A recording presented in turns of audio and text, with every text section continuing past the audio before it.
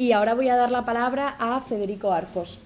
Federico lo voy a presentar brevemente porque realmente podríamos estar aquí hablando un buen rato de su currículum, de sus años de formación. Es catedrático de Filosofía del Derecho en la Universidad de Almería. Es responsable también del Grupo de Investigación Derechos Humanos, Cooperación Internacional y Libertad Religiosa. Ha sido miembro de diversos proyectos de investigación, tanto nacionales como regionales, en temas filosófico-jurídicos y dirige en la actualidad el proyecto Control de Fronteras y Derechos Humanos en el Mediterráneo. Por supuesto, ha realizado estancias de investigación en numerosos lugares, como, por mencionar uno, el Instituto Universitario Europeo de Florencia, y es autor de numerosas monografías, artículos y capítulos de libro, entre los que podemos destacar, entre las últimas publicaciones, La transformación de la solidaridad en un mundo global en derechos y libertades en 2021. Y sin robarte más tiempo, te voy a dar la palabra ya, Federico. Muy bien, pues muchas gracias, Mercedes, por tu presentación. Y muchas gracias a Nacho, espero no dejarme a nadie, Javier, a Irene, por organizar este congreso. La verdad que no es fácil hacer este tipo de actividades en universidades pequeñas. Yo vengo de una universidad también bastante pequeña, quizá un poquito más grande que esta, pero no mucho más. Y sé lo que cuesta, sé el esfuerzo que significa pues, embarcarse en organizar este tipo de eventos, y yo en ese sentido pues, os agradezco muchísimo la invitación y os felicito por el resultado y por el esfuerzo, por todo, ¿no? Bien, bueno, mi intervención, pues la verdad que tengo la impresión de que me he quedado un poco atrás. ¿En qué sentido digo que me he quedado un poco atrás?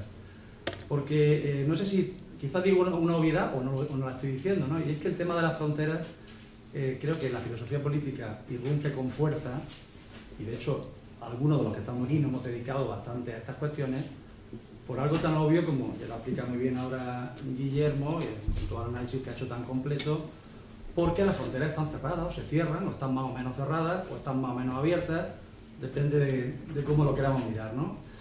Veo que el tema ha quedado un poco atrás porque ahora ya la frontera en sí se ha convertido en el objeto del pensamiento, del análisis político, de todas las dimensiones de movilidad, de movimiento de la frontera, de deslocalización del control fronterizo y la propia noción de frontera, ¿no? Bueno, entonces mi intervención va a ser una intervención que va hacia atrás, porque cuando yo empecé o me he dedicado a trabajar estas cuestiones de ¿tienen que abrirse las fronteras? ¿Están demasiado abiertas? Me parece que no. Podrían estar más abiertas,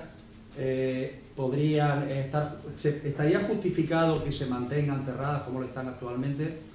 Pues yo eché en falta siempre algún trabajo, ¿no?, que me situara con un buen mapa conceptual en los argumentos a favor y los argumentos en contra. No sé si los que habéis trabajado estos temas también habéis tenido esa sensación de orfandad, ¿no? De cuando uno empieza a trabajar estos temas, tener un dibujo un poco claro de, oye, argumentos a favor, argumentos en contra. Yo he encontrado poco, ahora creo que sí hay más trabajos que plantean este esquema, ¿no? Pero cuando empecé a trabajar estos temas, pues, prácticamente el único trabajo, y creo que es relativamente reciente, es el de la Enciclopedia de Filosofía de Stanford, ¿no? Es verdad que en todos los discursos a favor de la apertura de la frontera o en contra, pues hay un diálogo con los argumentos contrarios, ¿no? Pero quizás yo echaba en falta esa claridad o ese mapa de argumentos, ¿no? Bien, pues mi exposición va a ser en ese sentido analítica o de análisis de argumentos. No tengo una oposición clara en favor o en contra de una u otra postura.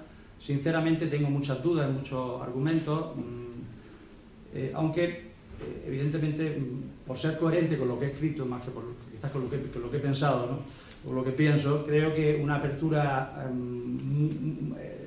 mucho más fuerte de las fronteras de la que tenemos actualmente, pues tendría problemas o generaría problemas, no solamente en el plano práctico, sino también en el plano normativo, ¿no? Pero digo que estas son opiniones o posiciones provisionales, ¿no? Bien, antes de empezar a exponer esos argumentos, y no me quiero detener demasiado, no quiero exponer demasiado, bueno, parto por supuesto de la idea de que las fronteras son, evidentemente, no solamente límites en un mapa, sino que son mecanismos de control, de exclusión, de selección, ya sea en la frontera tradicional, al llegar a un territorio, como estas fronteras móviles, ¿no?, a través de acuerdos, por ejemplo, de repatriación. Ahora mismo estamos viviendo la situación en Canarias, ¿no?, y sabemos que el gobierno español pues, está promoviendo, mediante acuerdos no publicados, acuerdos totalmente opacos, pues la repatriación de los cayucos que llegan procedentes de Senegal a Canarias, ¿no? Por tanto, el control fronterizo asumo lógicamente que ya se ha desterritorializado, que es móvil, que es fluctuante y que esa realidad está ahí, ¿no? Evidentemente eso tiene implicaciones para los derechos humanos porque todos esos controles deslocalizados, ¿no? Acuerdos de repatriación, este control de la Guardia Civil Española, por ejemplo, en las costas de Marruecos o en las costas de Senegal, pues no está condicionado a test de respeto a los derechos humanos como los que puede haber ya una vez que traspasan yo llamaría la frontera de verdad, pero esto puede ser una herejía o casi es decirlo aquí, es decir, pero la frontera de verdad, y la frontera, digamos, cuando llega al territorio que internacionalmente se reconoce como el territorio de un Estado, ¿no? Es decir, aquí, volviendo un poco al tema de la identidad, bueno, pues de alguna manera los Estados también son comunidades no imaginadas, como diría Anderson respecto a la nación, pero sí reconocidas, es decir, el reconocimiento internacional tiene un carácter performativo, ¿no? En este caso, de la realidad estatal, ¿no? No digo ya de la realidad nacional, sino de la realidad estatal, ¿no? Bien, lo que voy a decir a continuación sobre argumentos a favor y en contra de la apertura de las fronteras debe situarse en el siguiente contexto. En primer lugar, me voy a referir únicamente, y no encuentro una expresión que quizás sea la adecuada, únicamente a lo que podríamos llamar migrantes que buscan mejorar sus oportunidades vitales, lo que Anna Street llama los opportunity migrants. No sé si la traducción al castellano de migrantes de oportunidad pues no suena muy bien, ¿no? Personas que buscan ingresar en otras comunidades políticas no huyendo de la pobreza extrema, no de violaciones persistentes de sus derechos humanos básicos, no de catástrofes medioambientales, lo cual es una realidad totalmente demoledora, o situaciones de opresión cultural o política, ¿no? Me estoy refiriendo únicamente a personas que quieren mejorar comparativamente su calidad de vida, sus condiciones de vida, sus oportunidades vitales, ¿no? Porque en relación con los segundos, las personas que digo huyen, los que llamaríamos migrantes forzosos, ¿no? Esta distinción yo sé que tampoco es del gusto de todo el mundo porque ya se considera que todos son migrantes forzosos, ¿no? Bueno, yo creo que en la teoría política sí hay una cierta aceptación de que hay que diferenciar un migrante forzoso por las circunstancias que acabo de señalar, medioambientales, políticas, socioeconómicas, de quien intenta ingresar en otra comunidad política únicamente para mejorar su condición de vida, ¿no? Aunque digo que quizás esto en la práctica pues no sea tan fácil de diferenciar, ¿no? Por otro lado, cuando hablamos de abrir la frontera o de apertura de la frontera o de fronteras abiertas directamente, pues creo que hay cierta ambigüedad en el lenguaje teórico-político porque se mezcla a veces de una forma calculada o de manera inconsciente lo que sería una mayor apertura de las fronteras con casi su supresión, ¿no? Determinar dónde está ese límite entre la mayor apertura y la eliminación de las fronteras pues quizás no sea tan sencillo, ¿no? Es verdad que en el plano teórico parece que esto es una línea bastante difícil de traspasar y hay trabajo, hay ensayos donde se distingue claramente lo que es la apertura de la frontera de la supresión de la frontera, ¿no? Pero en cualquier caso la apertura no conllevaría su desaparición porque las fronteras serían entonces pragmáticamente irrelevantes. Por tanto, cuando hablamos de apertura de fronteras hablamos de que las fronteras siguen existiendo pero siendo más porosas, menos selectivas, como se quiera decir, ¿no? Por otro lado, cuando se habla de fronteras abiertas, en el lenguaje de la teoría política, de la filosofía política, pues a veces tengo la impresión de que se utiliza la expresión con cierta ambigüedad también porque se está hablando de medidas implementables en el mundo real, se está pensando en reformas institucionales que la hagan posible, o simplemente como por ejemplo hace Joseph Carel, ¿no? Cuando dice al final, creo que casi al final de su obra, dice, bueno, cuando hablo de fronteras abiertas, realmente lo que estoy haciendo es desarrollar un argumento, dice, para desafiar nuestra autocomplacencia y hacernos conscientes de cómo las prácticas democráticas rutinarias en materia de inmigración atentan contra la libertad y contribuyen a mantener una desigualdad injusta. Creo que esta forma de referirse a la frontera abierta pues, es muy diferente a quien está proponiendo, bueno, vamos a abrir mucho más la frontera admitiendo, pues no sé, pues como había hasta hace no sé cuánto tiempo pues, un sistema de cupos, por ejemplo, ¿no? Que esto desapareció, ¿no? Bien, entonces voy a desarrollar, no sé si voy a conseguir hacerlo, los argumentos a favor de la apertura de la frontera y los argumentos en contra de esta apertura, ¿no? ¿Cuáles son los principales argumentos a favor de la apertura? Bueno, creo que voy a decir cosas que ya casi todos conocen y en ese sentido, pues a lo mejor mi intervención pues, no va a aportar demasiado, ¿no? Pero bueno, creo que conviene analizar, sintetizar esos argumentos. Primero el argumento liberal. Creo que los defensores de la frontera abierta invocan casi siempre la idea de que las personas somos libres para circular, movernos y relacionarnos con quien queramos, ¿no? Por ejemplo, no sé si lo conocéis, pero vamos, algunos de los que estamos aquí pues, hemos trabajado y conocemos a Daniel Loewe, es un autor que claramente defiende una postura favorable a la apertura de las fronteras basándose en la idea de la libertad de movilidad, ¿no? La libre movilidad y la libertad, dice él, para entrar en relaciones voluntarias de intercambio y comunicación, quizás con esas reminiscencias vitorianas, ¿no? La libertad como argumento en favor de la apertura de la frontera pues, se puede interpretar en un sentido débil, ¿no? Un valor en favor de la apertura, pero como tal solamente una razón en favor, ¿no? El planteamiento se hace más fuerte, y es lo que hace Joseph Carens, cuando convierte la libertad no solamente en un valor en favor de la apertura de la frontera, sino en un derecho humano. Porque ya un derecho humano es algo más que un valor. Es algo más que un valor porque, bueno, el argumento de Carens, imagino que lo han escuchado algunos, es que las razones para que disfrutemos de un derecho humano a movernos dentro de la frontera son las mismas razones para que podamos hacerlo a través de la frontera.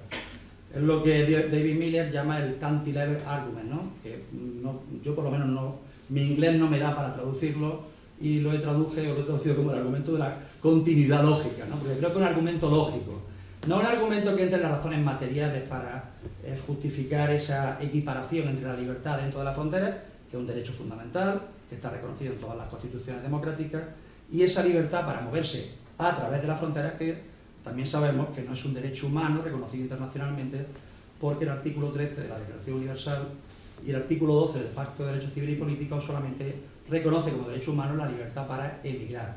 Luego se ha dicho, con razón, que reconocer un derecho a emigrar, como dice Dahmen, sin un derecho a inmigrar, pues genera una asimetría que no es coherente, lo cual quizás pues, merecería un desarrollo mayor que no voy a realizar, ¿no? Bien, creo que Carens, a mí personalmente me hace un favor cuando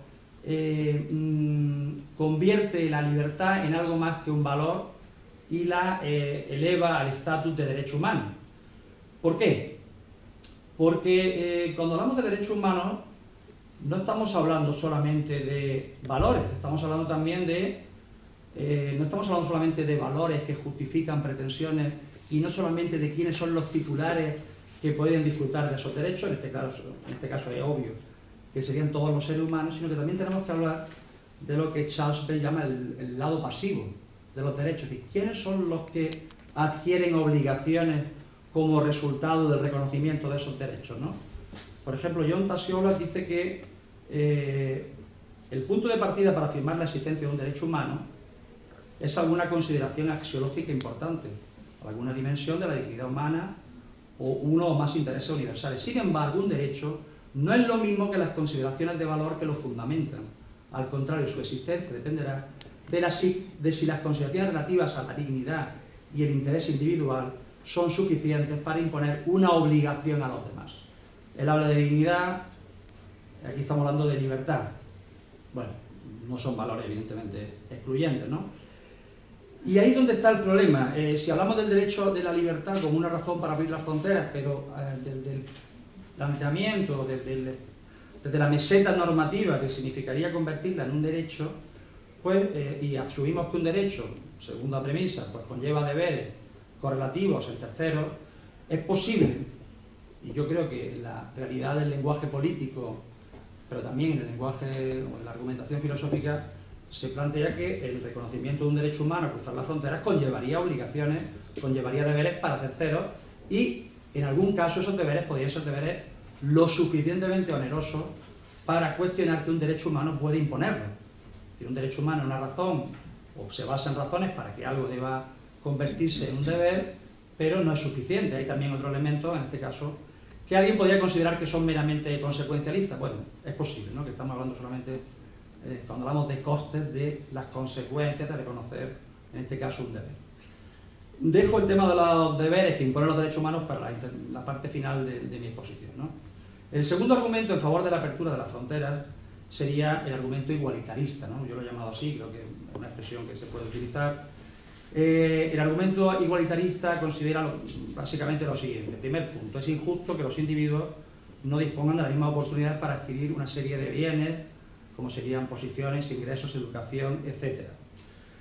Como explica muy bien Rawls, los beneficios y las cargas sociales deben distribuirse en función de decisiones personales, no de circunstancias que escapan al control personal, ¿no? Segundo, uno de esos factores, bueno, a esa idea de que la justicia exige igualdad de oportunidades en el sentido de que las oportunidades no dependan de circunstancias, sino de decisiones, añadimos una segunda premisa. Uno de esos factores es el lugar en el que se nace, ¿no? De esto se ha hablado mucho, el birthright lottery, el azar del nacimiento.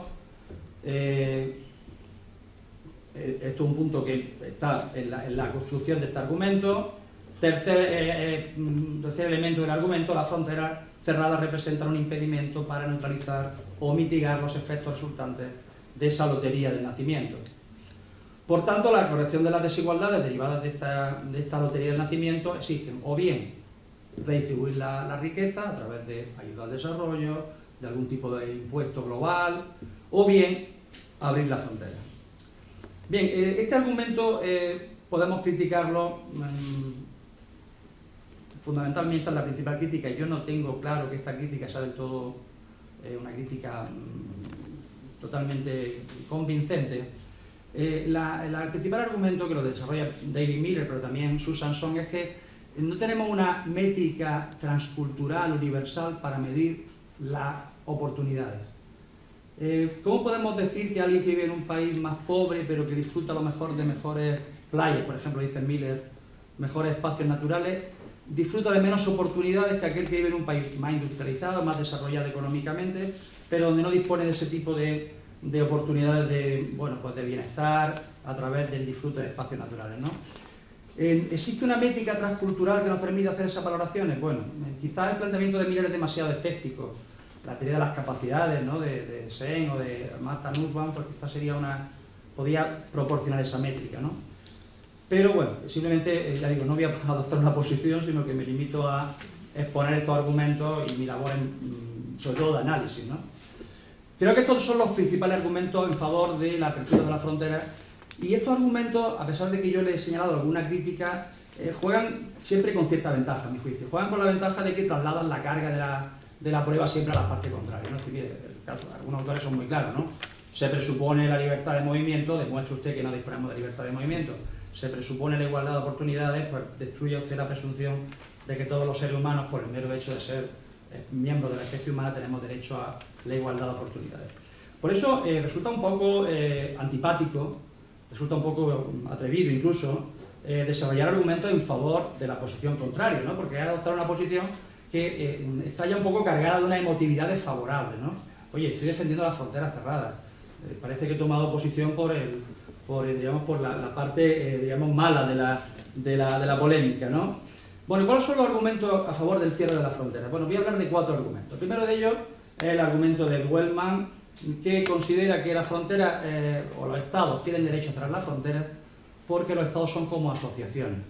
Las personas tienen derecho a formar asociaciones con aquellas personas que desean. A ninguna asociación le podemos imponer que admita asociados sin su consentimiento. Y él también lo equipara con el matrimonio. A nadie le podemos obligar que se case con quien no quiera, ¿no? Bien, este es un argumento clásico que él lleva al extremo de extenderlo incluso a los demandantes de refugio y asilo, ¿no? Lo cual me parece que ya es una posición muy fuerte, ¿no? ¿Cuál es el principal interés que tendría un grupo como es un Estado, una comunidad política en limitar o digamos restringir el derecho de asociarse a las personas migrantes? Bueno, pues el principal argumento, entre los muchos que desarrolla Wellman, es no perder el control sobre la forma futura del club.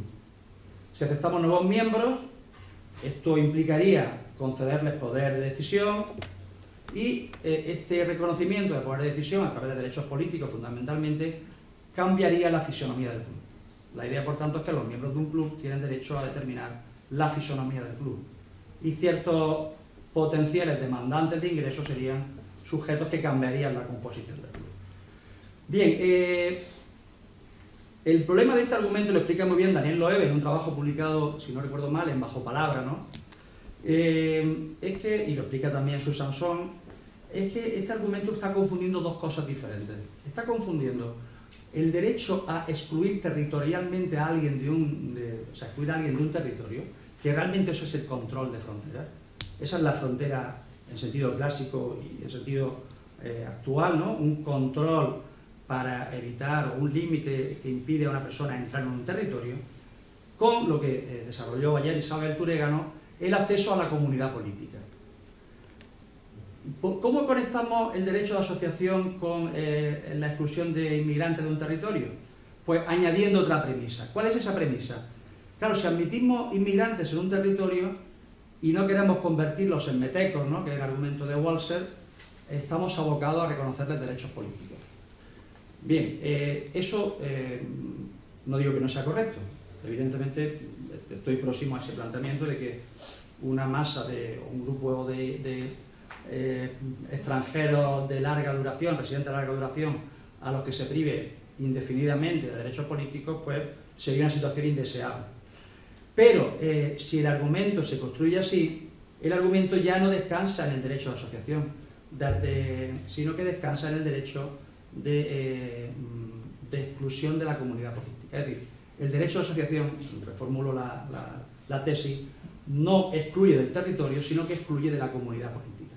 Y cuando hablamos de control de fronteras, hablamos de fronteras políticas, estamos hablando de exclusión de la comunidad política, porque quizás esto, no sé si es probable que no estéis muy de acuerdo, pero yo creo que sí, no es una situación tan digamos, inaceptable que haya personas que residen regularmente en un territorio sin acceder a la ciudadanía, siempre y cuando tengan accesible ese acceso, ¿no? No estoy diciendo que se les prive, lógicamente, del acceso, pero alguien puede optar por ser residente permanente toda su vida. Cuando trajimos el año pasado a Paulina Ochoa a hablar en Almería y en el CSIC sobre este tema, ella nos decía, ella es mexicana, trabaja en Estados Unidos desde hace 25 años, tiene una hija estadounidense, su marido es estadounidense, y dijo, bajo ningún concepto quiero ser estadounidense. Bueno, esto es como, bajo ningún concepto quiero jugar con la selección española, quiero jugar con Marruecos, ¿no? Bueno, hay un vínculo sentimental también con la comunidad política que puede justificar que algunas personas prefieran la comunidad de origen, que ya no es su comunidad política, con la comunidad política, diríamos, de llegada. Salvo que, y también lo explicaría ayer Isabel Turegano, reconozcamos la doble nacionalidad, en ese sentido el problema lo solucionaríamos, ¿no? Por tanto, el argumento tiene ese punto débil, que es confundir, y en general yo creo que en el discurso en contra de la admisión, de admitir la entrada de migrantes en un territorio, se confunden muchas veces el plano de la membresía política con el plano del ingreso en un territorio, ¿no? Bueno, en este sentido, el argumento en favor del cierre de las fronteras se solapa con algunos argumentos basados en la democracia. Hay planteamientos de la democracia que son minoritarios, evidentemente no el que defendería ayer Isabel, que consideran que la democracia no solamente es un procedimiento para tomar decisiones, sino que la democracia también incluye la propia delimitación del demos. Y un demos, el demos actual, tiene derecho a determinar quién va a pertenecer a ese demos, ¿no? ¿Eso forma parte de la democracia o no forma parte de la democracia? Puede ser parte de la democracia, pero en ese caso la democracia iría en contra de los derechos humanos, lo cual tampoco es ningún descubrimiento, que no siempre la democracia y los derechos humanos van de la mano. O bien tenemos que reformular nuestra noción de democracia en términos más sustantivos e incluir algún tipo de límite a la forma de determinación del demos que conlleve algún tipo de criterio de inclusión para los residentes permanentes a través del arraigo y todos estos criterios que conocemos, ¿no? Aparte de eso, el criterio se basa en una analogía equivocada. Los estados y los individuos o las asociaciones no son equiparables. Los individuos y las asociaciones persiguen intereses privados. Los estados son el marco, o crean el marco político, jurídico, que permite a los individuos perseguir intereses privados. Por tanto, no es una equiparación que se sostenga desde el punto de vista estrictamente lógico, ya no digo desde el punto de vista axiológico. Un segundo argumento en favor del cierre de las fronteras, voy a hablar de 4 argumentos, es el de la preservación de la cultura nacional. El planteamiento, por ejemplo, de Walser es que las comunidades políticas tienen derecho a controlar, y él lo vincula a la idea de autodeterminación, quien ingresa en la comunidad política, volvemos a confundir comunidad política con entrar en un territorio, porque las comunidades son, dice Walser, las comunidades políticas son comunidades de carácter, históricamente estables, asociaciones de hombres y mujeres con algún compromiso especial entre sí, con un sentido especial de la vida en común. Bien, parece que está hablando de cultura nacional, está hablando de cultura en sentido, de comunidad en sentido de eso. Miller viene a decir lo mismo. Bueno, este argumento de la cultura nacional como argumento para justificar la exclusión se podría construir de tres maneras diferentes. Una en términos de preservar la cultura, porque hay un vínculo esencial entre la cultura, la nación, hay algo intrínsecamente valioso en la cultura, lo cual nos lleva a argumentos claramente nacionalistas que yo evidentemente no voy a defender. Pero es verdad que ese vínculo se puede defender en términos nacionalistas de un modo más sofisticado, y volvemos al tema del territorio. Por ejemplo, David Miller dice que hay un vínculo esencial entre la cultura, la nación y el territorio, porque hay una relación bidireccional entre el territorio, la cultura y la nación, en el sentido de que la cultura está condicionada por el territorio. Por ejemplo, pues la cultura de una nación es diferente si el territorio es una isla, o es, por ejemplo, no sé, un país sin salida al mar, con ríos, sin ríos, es desértico o tiene abundancia de agua. Y al mismo tiempo la nación ha, de alguna manera, impreso su propia identidad en el territorio, ¿no? Conformándolo a través de, bueno, pues del trabajo, de obras públicas, etc. Incluso hay un vínculo expresivo, ¿no?, entre el territorio, la nación, la comunidad, porque el territorio es el lugar donde un cierto territorio es el lugar donde han acontecido ciertos elementos que serían estas inferencias de las que he hablado antes Alberto, en las que se basa la construcción de la identidad nacional, ¿no? Es decir, en qué medida el territorio, se habló antes de sangre, se habló de cultura, pero no se habló de territorio, estaba implícito, ¿no? Pero en qué medida el territorio no está vinculado esencialmente a la propia identidad nacional, ¿no? Bueno, el argumento es mucho más complejo y lógicamente no lo puedo desarrollar. Quizá el argumento más interesante es el argumento que considera que la cultura justifica el cierre de las fronteras porque las personas necesitan compartir una identidad cultural común para obtener los estímulos emocionales, los resortes emocionales, para asumir las cargas que conlleva un Estado social. Un Estado social es un sistema de cooperación social donde los que participamos en él nos beneficiamos, pero también pagamos un coste a través de impuestos, a través de obediencia a las normas jurídicas, para que ese sistema de cooperación que impone cargas y beneficios sea obedecido, seguido, no solamente desde la exigencia del derecho, sino también a través de estímulos más persuasivos. Hace falta compartir una identidad común, dice Miller, ¿no? Una identidad común nos proporciona una lealtad compartida. Bueno, este argumento se puede cuestionar porque algunos autores, por ejemplo Pevlich, consideran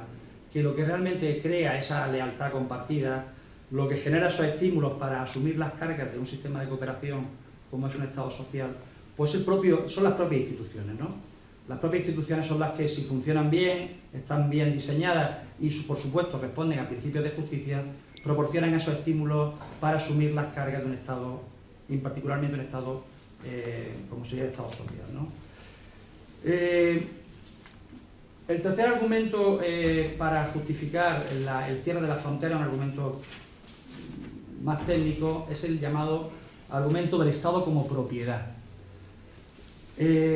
Conocemos la teoría de John Locke sobre cómo a través del trabajo los individuos adquieren un derecho de propiedad sobre el territorio sobre el que generan un valor añadido. Bien, este argumento ha sido utilizado para justificar también los derechos de propiedad del Estado sobre el territorio, a través de dos modalidades. Bien, a través de una modalidad que podemos llamar individual, la unión de individuos que adquieren propiedad sobre el territorio a través de su trabajo es lo que crea un Estado, los individuos se juntan y forman un Estado. O bien, que es la teoría de Pevlich, los individuos directamente a través del trabajo adquieren la propiedad del Estado, adquieren la propiedad de las instituciones, ¿no? No es a través de un contrato entre los individuos ya asociados y el Estado, sino que el Estado surge, o mejor dicho, el Estado surge del propio trabajo de los individuos. Él lo compara con la propiedad de una granja. Dice que una granja que se pudo haber construido hace, no sé, décadas, se le va añadiendo trabajo, mejoras, y los propietarios que heredan la granja pues se benefician del trabajo que otros han realizado, y ese trabajo es lo que les permite directamente ser propietarios, en este caso ya no de la granja, sino de las propias instituciones del Estado. Este argumento, que estoy resumiendo muy toscamente, vuelve a incurrir en el problema de no diferenciar los derechos de propiedad sobre las instituciones con los derechos de propiedad sobre el territorio. Bien, es posible que el trabajo permita que los individuos adquieran propiedad sobre las instituciones, pero eso es diferente de adquirir propiedad sobre el territorio. Y el cierre de la frontera, la inmigración, es un cierre de la entrada al territorio y no directamente un cierre del acceso a las instituciones. Y aparte, el argumento tiene otra debilidad, y es que si es el trabajo lo que proporciona ese derecho sobre las instituciones, nos podríamos encontrar con la siguiente paradoja. Primera paradoja: los inmigrantes entran dentro del territorio de un Estado y trabajan, pagan impuestos, cotizan. ¿Su trabajo no les permite convertirse también en propietarios de las instituciones? Es el argumento de Ryan Perlich, ¿no? Digo, porque a lo mejor suena así un poco árido, pero es su argumento, ¿no? Bueno, aquí añade entonces un elemento más para que su argumento se sostenga, y es que hace falta, no basta el trabajo para convertirte en propietario de las instituciones, sino que hace falta que alguien te haya consentido convertirte en residente. Los inmigrantes que entran irregularmente en un territorio no tienen ese consentimiento. Por tanto, no basta el trabajo, sino que hace falta el consentimiento. Y si ese es el fundamento completo, nos lleva a la siguiente paradoja. Las personas que ya son ciudadanos de un Estado, creo que la mayoría de los que estamos aquí seguramente, no pudimos elegir ser ciudadanos del Estado del que somos miembros. Somos nacionales o ciudadanos por nacimiento, no por elección. Solamente los ciudadanos que se han naturalizado han podido prestar su consentimiento para ser ciudadanos. Por lo tanto, el argumento incluiría en esa nueva contradicción lógica. Último argumento, lo que podemos llamar el argumento de la libertad frente a los deberes no deseados. Este argumento lo elabora Michael Blake, ¿no? El argumento se construye de la siguiente manera. Primera premisa: para disfrutar de nuestra libertad tenemos un derecho prima facie a estar libres de que los demás nos impongan obligaciones sin nuestro consentimiento. La libertad conlleva que nadie nos pueda imponer obligaciones sin nuestro consentimiento. Segunda premisa: los seres humanos tenemos ciertos derechos humanos que imponen en terceros, en particular el Estado, tres tipos de deberes o responsabilidades: de respeto, de protección y de satisfacción. La primera obligación, la obligación de respeto, es universal. Todos los Estados deben respetar los derechos humanos de todas las personas. Cuando hablamos de respeto estamos hablando, en términos, entiendo, de obligaciones negativas, básicamente, o de obligaciones positivas en un sentido débil. Sin embargo, las obligaciones de protección y de satisfacción son obligaciones que exigen la creación de instituciones políticas que ya no serían universales, porque no existen tampoco a nivel universal, sino locales o domésticas. Y entendemos que los Estados solamente tienen la obligación de proteger y cumplir los derechos de aquellos que se encuentran ya dentro de su territorio. Por tanto, y bueno, el fundamento de este tipo de responsabilidad sería o bien el fair play o bien la justificación de la coacción. Y esta es la tercera premisa, que es donde está el núcleo del argumento, o la parte polémica de su argumento. Cuando un migrante entra sin permiso en el territorio de un Estado, estaría imponiendo las obligaciones de respeto y satisfacción y violando con ello la libertad de la población que vive bajo la jurisdicción de ese Estado.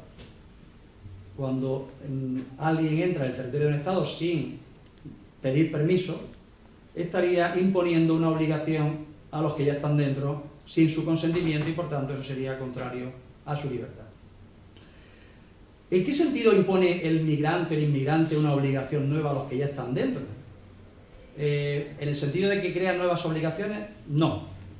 Lo que está imponiendo es un aumento de los que se beneficiarían de las instituciones ya existentes, ¿no?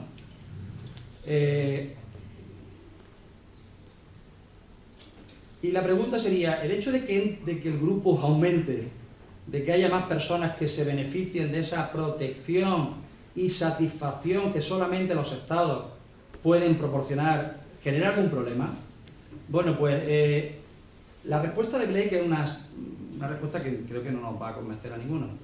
Y es que, bueno, perdón, antes de explicar la respuesta de Blake, Blake utiliza, para explicar, y termino, su teoría, recurre al ejemplo del violinista conectado al violinista en coma, ¿no? El de Judith Thompson, ¿no? Alguien que se levanta una mañana y se encuentra que un violinista en coma está conectado a su cuerpo, y un grupo de amantes de la música le piden que tiene que estar 9 meses conectado a su cuerpo para que no muera, ¿no? Es un argumento en contra del aborto, evidentemente, ¿no? Este caso clásico en la filosofía moral lo utiliza Blake para decir, bueno, lo mismo que no nos pueden obligar a tener a un violinista conectado a nuestro cuerpo durante 9 meses, porque si no moriría, tampoco nos pueden obligar a admitir migrantes que nos van a imponer costes adicionales en nuestros sistemas de protección social, o, por ejemplo, que es un argumento en contra de la apertura de fronteras, una bajada de los salarios. Por todo eso considera que estaría justificado bueno, pues, no imponer o restringir la entrada de inmigrantes, ¿no? Por tanto, después de todo esto, ya termino un minuto, ¿a qué conclusión podemos llegar? Pues bueno, pues que al final creo que la única forma de justificar un cierre de las fronteras desde una posición respetuosa con la libertad individual sería reconociendo que esto impone costes significativos sobre las sociedades de acogida. Decir que esto es responder en un sentido u otro a esta pregunta, pues evidentemente creo que no es sencillo. Decir que la entrada de personas inmigrantes no genera costes adicionales, pues evidentemente exige un análisis de tipo empírico. Hay quien piensa que sí, hay quien piensa que no. Este argumento sería un argumento consecuencialista. Se puede convertir en un argumento deontológico si consideramos que estos costes conllevan un perjuicio para los compatriotas menos aventajados.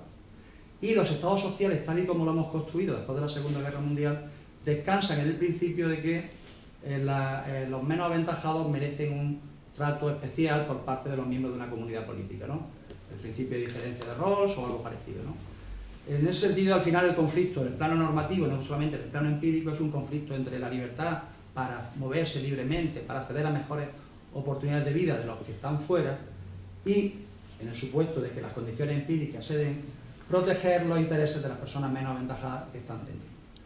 Yo creo que ese conflicto en cierta medida existe, que en cierta medida puede explicar las políticas de restricción de fronteras de muchos gobiernos, incluido el gobierno español, que no es precisamente un gobierno de extrema derecha, y también de alguna manera daría un cierto apoyo normativo, y no solamente en el plano consecuencialista, a esta justificación del cierre de las fronteras. Por tanto, una apertura de las fronteras bien construida tendría que desmontar este argumento. Y yo tengo dudas de que este argumento sea tan fácilmente desmontado. Pues nada más. Gracias.